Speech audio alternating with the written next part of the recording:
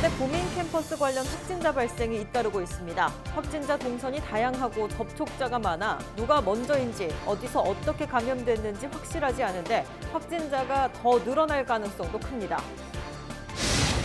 동아대학교는 학생들의 코로나19 확진 판정에 따라 지난 19일부터 추석 연휴까지의 모든 수업을 비대면으로 전환했습니다. 또 불가피한 상황을 제외하고는 등교를 삼갈 것을 당부했습니다.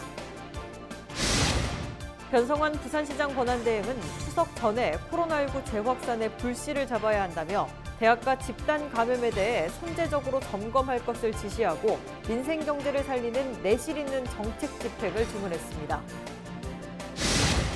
최근 10년 동안 치매 환자 수가 4배 이상 증가한 것으로 나타났습니다. 치매 예방과 치료에 대한 효율적인 관심과 함께 조기 검진의 필요성이 강조되고 있습니다. 시청자 여러분 안녕하십니까? 헬로티비 뉴스 부산입니다. 대학 캠퍼스발 코로나19 확산이 심상치 않습니다.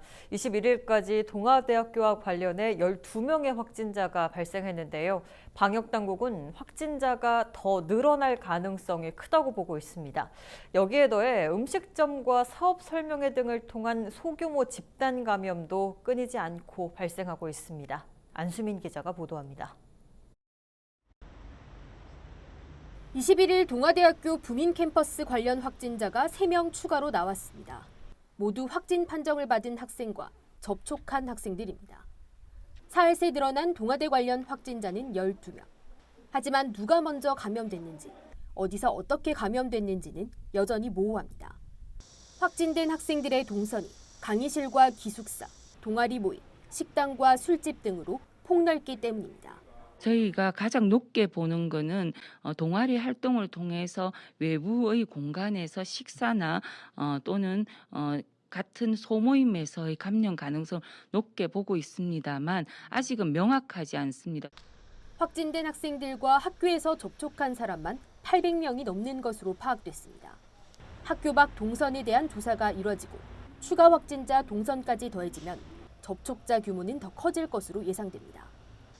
대학발 감염 확산이 심화되자 부산시는 부산 지역 전 대학에 방역 조치를 강화할 것을 요구했습니다.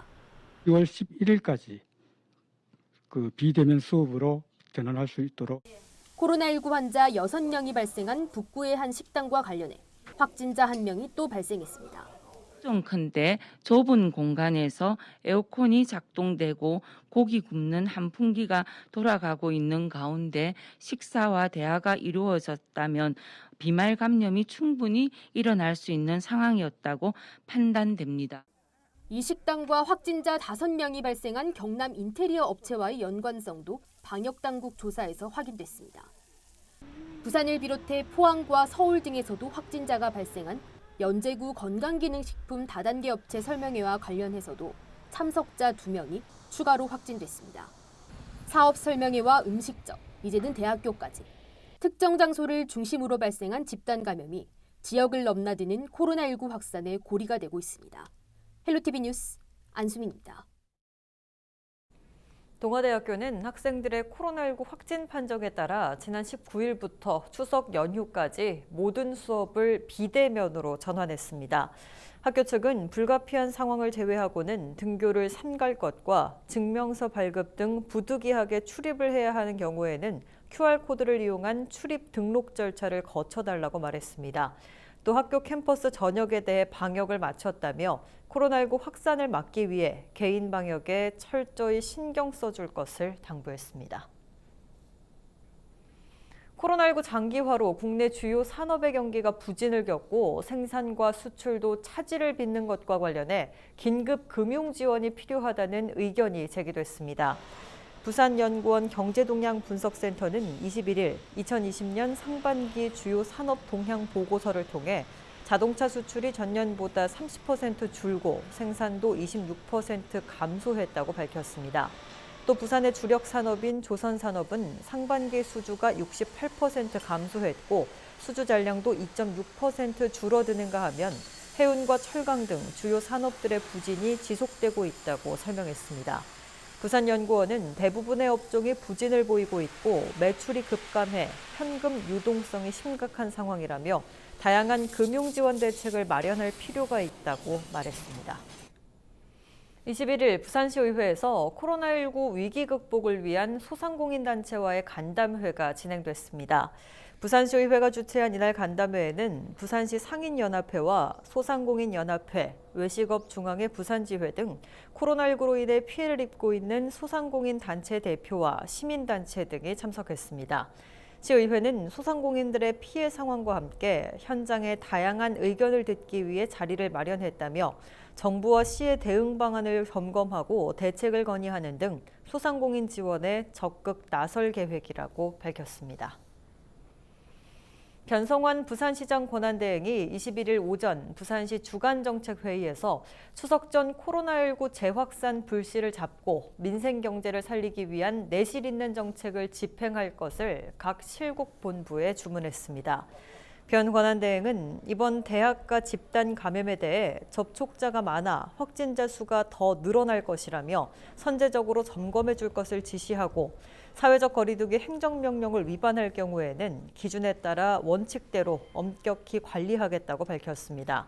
이와 함께 이번 한 주가 연휴를 대비하기 위한 기간이 돼야 한다고 강조하며 연휴 동안 이동을 자제해 줄 것을 당부했습니다. 부산시는 가용한 수단을 모두 동원해 각종 대책과 비대면 활동을 지원하는 한편 24시간 종합상황실을 운영하고 추석 연휴 취약계층 지원책도 추진할 계획입니다. 빅데이터 분석을 통해 부산 지역의 핫 이슈를 짚어봅니다. 최근 한 주간 가장 많이 검색된 키워드는 역시 코로나였습니다. 또 아파트 가격의 상승세를 이어지고 있는 부동산과 개발이 가시화된 운촌 마리나항 등에 대해 관심이 집중됐습니다. 차선영 기자입니다. 최근 한 주간 부산을 뜨겁게 달군 주요 이슈는 단연 코로나였습니다. 코로나 바이러스, 감염증, 보건소, 마스크 등 코로나 관련 용어들이 자주 검색됐습니다. 부산의 일일 평균 확진자 수가 줄고 코로나19의 전파력을 측정하는 감염 재생산 지수가 떨어지며 안정세를 보였습니다. 하지만 다시 동아대 학생들을 중심으로 집단 감염이 발생했고 감염 경로가 불분명한 사례도 늘었습니다. 27일까지 연장된 사회적 거리두기 2단계 조치는 다음 달까지 이어질 가능성이 커졌습니다.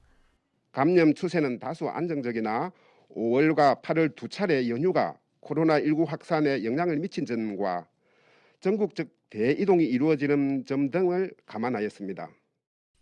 아파트, 부동산은 부산 지역 인기 단골 이슈입니다. 부산 지역 아파트 가격은 지난 6월 15일 이후 14주 연속 상승세가 이어지고 있는데요. 해운대구와 수영구를 중심으로 재개발 이슈가 있는 부산 진구, 동래구, 남구, 연제구 등이 상승장을 이끌고 있습니다.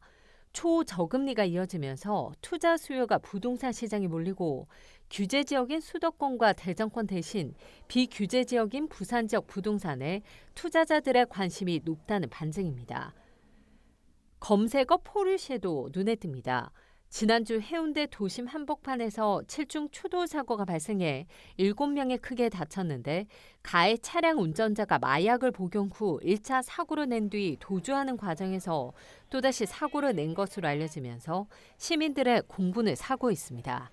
쾅 하는 소리에 이제 고개를 돌려보니까 이제 검은색 차량이 공중에서 이제 몇 바퀴를 막 돌면서 이제 다가오더라고요. 이게 꿈인가 이제 현실 같지가 않고.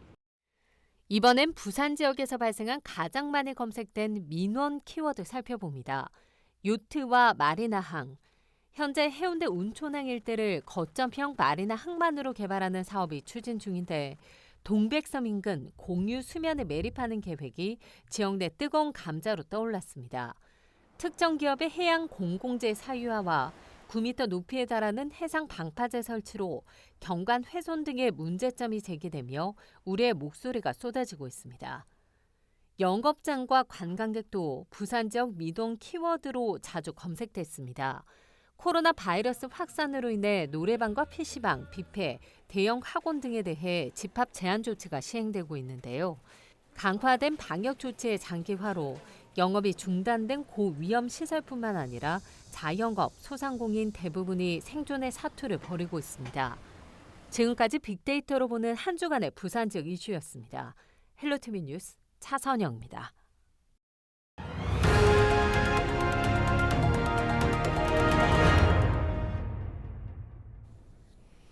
9월 21일은 치매 극복의 날입니다. 치매에 대한 부정적인 인식을 개선하고 치매 극복의 희망을 기원하기 위해 지정이 됐는데요. 치매 환자의 가파른 증가세 속에 사회적인 관심과 조기 검진의 필요성이 강조되고 있습니다. 김현정 기자가 보도합니다. 최근 10년간 치매 환자 수가 급증했습니다.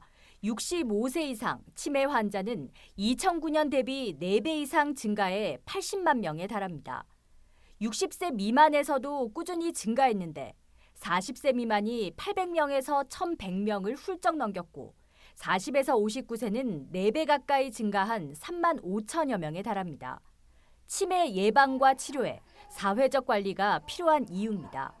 부산에서 추정 치매 환자 수가 가장 많은 해운대구의 치매 안심센터에서는 체계적인 관리가 이뤄지고 있습니다. 60세 이상 어르신은 치매 안심센터에서 간이 정신진단 검사와 신경인지 기능 검사를 무료로 받을 수 있습니다. 선별 검사를 통해서 치매가 있는지 없는지 확인하는 절차를 거치게 되고요. 만약에 치매 의심 소견이 있으면은 관련되는 기관에 연계해서 치매 진단검사까지 받게 되는 그런 역할을 하고 또 그런 분들이 어느 기관에서 치료를 받아야 될지 어느 기관에서 요양을 해야 될지를 안내하는 그런 역할을 병의원의 치료뿐만 아니라 텃밭 가꾸기와 치매 가족교실 등을 통한 아픔을 공유하고 치유하는 역할도 하고 있습니다. 치매 걸린 환자분들보다 옆에 계신 가족분들이 원래는 더 힘드세요. 많이 힘드시고 그 힘듦을 같은 처지에 계신 분들이 같이 서로 공유를 하게 되면서 치매에 대해서 인식을 조금 바꾸는 계기도 되시고요. 일상생활에서 도움을 조금 많이 받으신다고 하세요. 해운대구는 어르신들이 집중관리를 받을 수 있는 기억지킴이 마을을 반송이동과 반여이동에 운영하고 약을 잊어버리지 않고 복용하도록 안내하는 스마트 메디박스 사업 등 관리의 영역을 확대하고 있습니다. 지역사회와 함께 예방하고 돌보는 치매 안심센터, 고령화 시대 치매 환자들의 중요한 안내자가 되고 있습니다. 헬로티비 뉴스 김현정입니다. 해운대구는 방문객이 많은 해리단길에 주거지 전용 주차장 공유 주차 서비스를 실시합니다. 공유 주차 플랫폼 서비스는 거주자 우선 주차 구획을 배정받은 주민이 스마트폰 앱을 통해 이용하지 않는 시간대를 등록해 주차 공간을 공유하는 서비스입니다. 주차장 제공자는 이용료의 일정 금액을 수익으로 가져갈 수 있고 운전자는 저렴한 비용으로 필요한 시간에 주차장을 사용할 수 있습니다. 금정구가 주택가 주차난을 해소하기 위해 부곡동 일대 유휴부지에 주차장을 조성했습니다. 금정구는 지난 8월부터 부곡동 59-4번지에 부곡 3동 행정복지센터 민원용 주차장 6면을, 부곡동 221-36번지에는 주거지 전용 주차장 6면을 조성했다고 밝혔습니다. 또 부곡동 221-34번지에 주차장 5면을 추가 조성할 계획입니다. 금정구는 유휴부지를 활용한 주차장은 거액의 예산을 투입해야 하는 대규모 공영주차장과는 달리 단기간에 적은 비용으로 조성할 수 있어 예산과 부지 확보 문제를 동시에 해결할 수 있다고 설명했습니다. 부산해양경찰서가 추석을 앞두고 지난 18일부터 민생침해 사범 특별단속을 한 결과 모두 13건, 19명을 적발했다고 밝혔습니다. 적발 유형을 보면 항만구역에서 불법 조업을 하거나 공유재산 또는 항만, 어항시설을 무단 점용하는 행위, 선박의 항로 위반 등입니다.